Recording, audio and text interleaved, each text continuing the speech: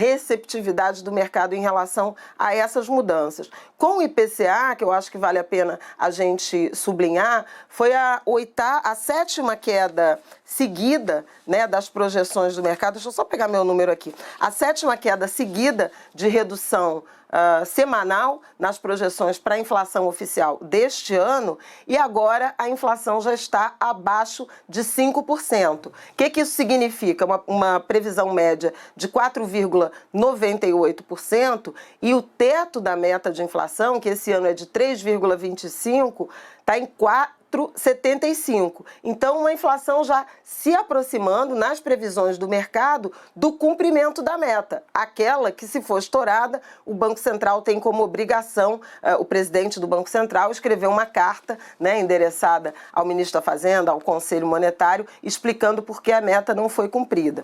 Por sua vez, a projeção para o PIB deste ano subiu pela 8ª semana seguida e já está em 2,19%. A gente tem comentado aqui como, a partir dos resultados do PIB, da queda da inflação, do dólar e da própria expectativa de queda na taxa básica de juros, as projeções, inclusive dentro do próprio governo, para a economia esse ano, têm se elevado para a faixa igual ou superior a 2%.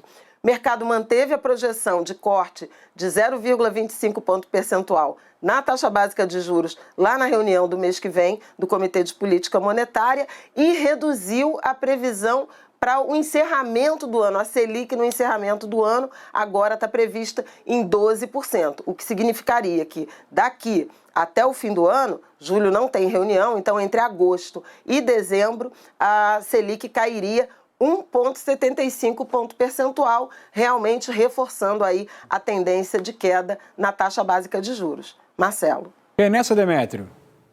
Não, só para observar que pouco tempo atrás, Lula não esbravejava apenas contra a taxa de juros, mas esbravejava também em relação à meta de inflação, dizendo, bom, está errada, nós temos que aumentar a meta de inflação, imaginando que a meta de inflação é que produzia uma taxa de juros mais elevada, quando não é assim.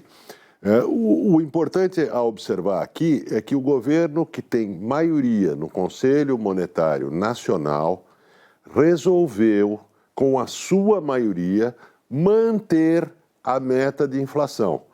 Ou seja, o governo assumiu a meta de inflação como sua, o que indica que não vale começar a esbravejar contra a meta de inflação de novo, como se fosse uma decisão do Banco Central, porque a taxa de juros é uma decisão do Banco Central, da diretoria do Banco Central, mas a meta de inflação é uma decisão do Conselho Monetário Nacional, onde o governo tem maioria. A meta de 3%, que foi reafirmada, é uma meta agora assumida pelo governo. A pauta é ciclo de violência. Na Cisjordânia, 9 pessoas morreram e 50 ficaram feridas na maior operação das Forças Armadas israelenses na região em 20 anos. A maior parte das vítimas é de campos de refugiados que foram atacados por drones e por soldados em terra.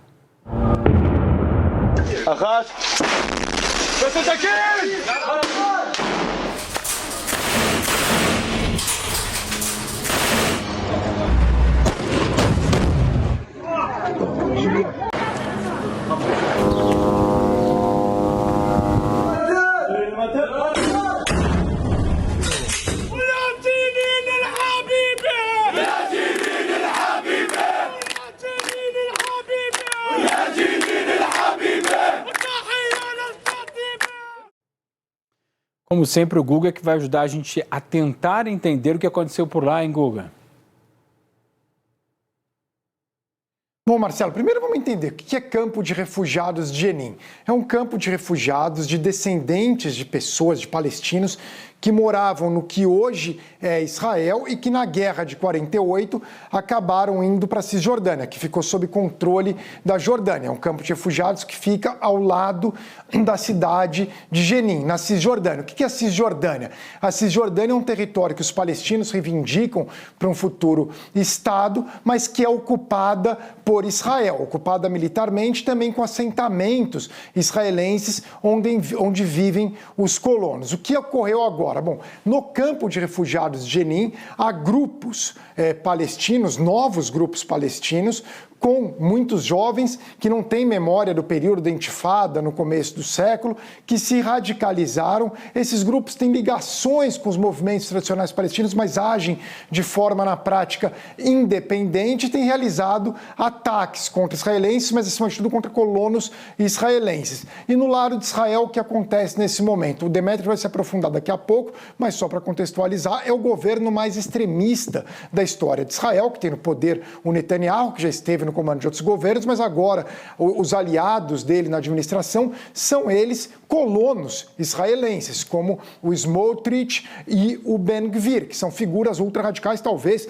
duas das 10 pessoas mais radicais que existem em Israel, que se pudessem tentariam expulsar os palestinos. Os militares conseguem conter um pouco, mas são ultra-radicais. Então gera esse confronto. O que pode acontecer agora? O temor é haver uma escalada militar na Cisjordânia, mas isso não é do interesse nem de Israel, nem da autoridade palestina, que está extremamente enfraquecida, uma entidade extremamente corrupta. Nenhum dos dois lados tem interesse num conflito nesse momento, é diferente da faixa de Gaza, que é controlada pelo Hamas. Mas pode sim ocorrer essa escalada. Dito isso, não vai mudar praticamente nada. Jenin foi palco de uma batalha 20 anos atrás, 2002, para ser preciso, uma tremenda batalha durante a Intifada, operação militar israelense, morreram mais de 50 palestinos. Não alterou, mesmo campo de refugiados, não alterou nada, foi alvo de outras operações militares nesses anos todos. O que vai acontecer daqui para frente? Os grupos palestinos não vão conseguir acabar com a ocupação israelense, Israel não vai conseguir acabar com a violência desses grupos palestinos, os assentamentos israelenses vão continuar aumentando, os Estados Unidos e outros países do mundo vão condenar a expansão dos assentamentos e condenar a violência dos grupos palestinos, mas na prática não vão fazer nada fora disso, vão dizer que defendem uma solução negociada de 2 estados, não vai haver um estado palestino, isso já está praticamente descartado, e vai ocorrendo isso, o que chamam em Israel às vezes de aparar a grama, é cruel esse termo, acho até ofensivo em relação aos palestinos, aparar a grama, de tempos em tempos faz uma operação, reduz um pouco a violência, enfim, vai continuar do jeito que está esse status quo, talvez com uma escalada maior, mas não vai ter um grande acontecimento ali, vai continuar isso daí. É muito triste, viu, Marcelo? Eu fico muito triste. Isso é a coisa que mais me afeta no jornalismo, porque eu sempre sonhei de cobrir paz israelense e palestino. Eu sei que eu não vou cobrir, porque não vai ter enquanto eu estiver vivo, é algo que até afeta emocionalmente eu e muitas outras pessoas. Eu imagino, Guga, fica nosso abraço para você, fraterno. O Demetrio, o Guga até nos lembrou que você vai aprofundar para a gente a questão das brigadas de Jenin. Por que você quer nos chamar a atenção? Bom, em primeiro lugar, eu vou observar que o Guga é ainda bastante jovem e quem sabe, né, daqui a décadas, ele cubra, eu não vou estar comentando porque eu sou bem mais velho, um acordo de paz com 2 estados, Israel e a Palestina. Eu também acho isso bem difícil, mas quem vai dizer o que vai acontecer daqui a décadas? Agora, as brigadas de Jenin são grupos de jovens armados e radicalizados que existem nesse vasto campo de refugiados. O campo de refugiados de Jenin é uma cidade dentro da cidade de Jenin. Eles são filiados, alguns deles, ao Hamas, à Jihad Islâmica, à Frente Popular de Libertação da Palestina, a grupos diferentes. Mas, no fundo, eles, como o Guga explicou, agem de uma maneira autônoma e agem através da violência contra colonos israelenses. É uma forma de ação política destinada sempre ao fracasso. Mas por que essa radicalização dos jovens de Jenin, e não só de Jenin, de outros lugares, mas em particular de Jenin?